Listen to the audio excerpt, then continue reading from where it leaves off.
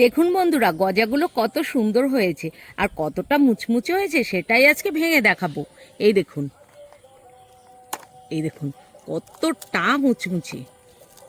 এই দেখুন, একবার হলো বাড়িতে ট্রাই করে দেখতে পারেন, খেতে কিন্তু দুর্দান্ত স্বাদের হয়। বাচ্চারা কিন্তু আনন্দে খাবে এই গজাগুলো বাড়িতে বানালে।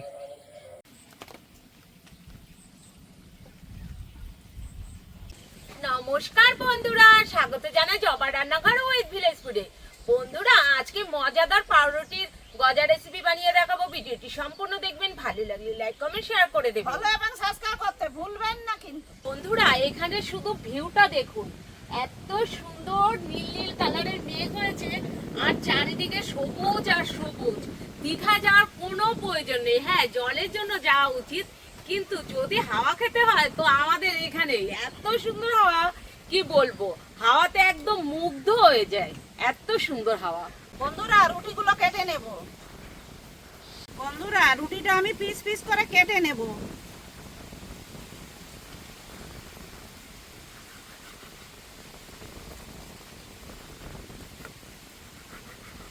এই যে দেখুন, 3 পিস হয়েছে।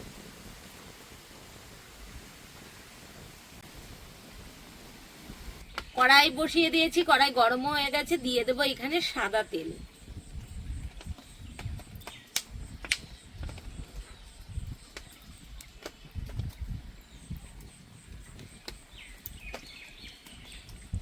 তেল গরম হয়ে গেছে, এবার আমি একটা একটা করে এখান থেকে পাউরুটি নিয়ে দিয়ে দেব।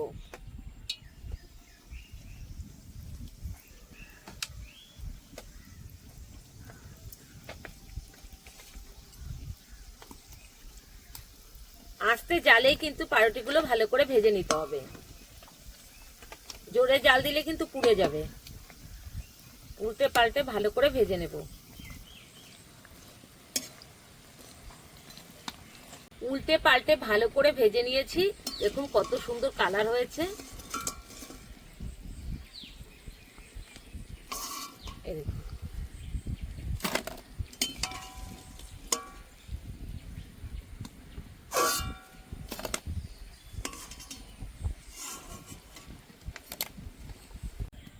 এইবার আমি পাউরুটির টুকরোগুলো একটা একটা করে তেলের উপরে দিয়ে দেব। সবকটা একসাথেই দিয়ে দিলাম।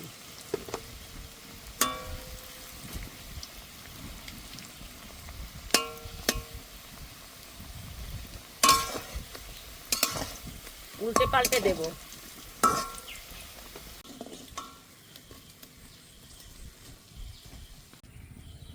হয়ে গেছে, দেখুন কত সুন্দরভাবে কিন্তু হয়ে গেল।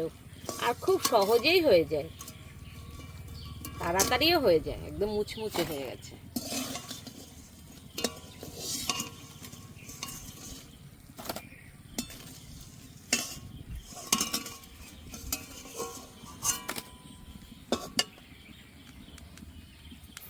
এইখানে 1 বাটি চিনি আছে, দিয়ে দেব। 1/2 বাটি জল। এবার ভালো করে জ্বালিয়ে নেব।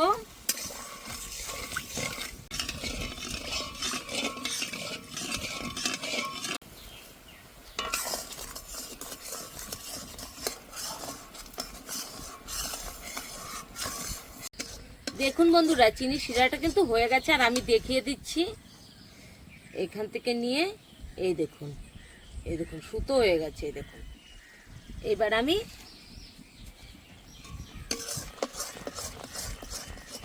ভাজা রুটিগুলো দিয়ে দেব। এবার ভালো করে মিশিয়ে নেব চিনি শিরার রুটি।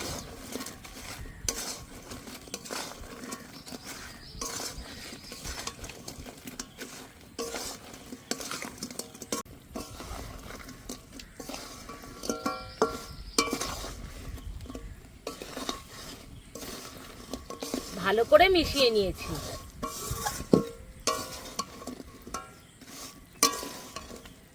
এবার একটু ঠান্ডা করে নেব। ভালো করে মিশিয়ে নিয়েছি, এইবার তুলে নেব। প্রত্যেকটা গজার গায়ে দেখুন চিনি কিন্তু লেগেই আছে সুন্দরভাবে, একদম পারফেক্ট দোকানের মতন।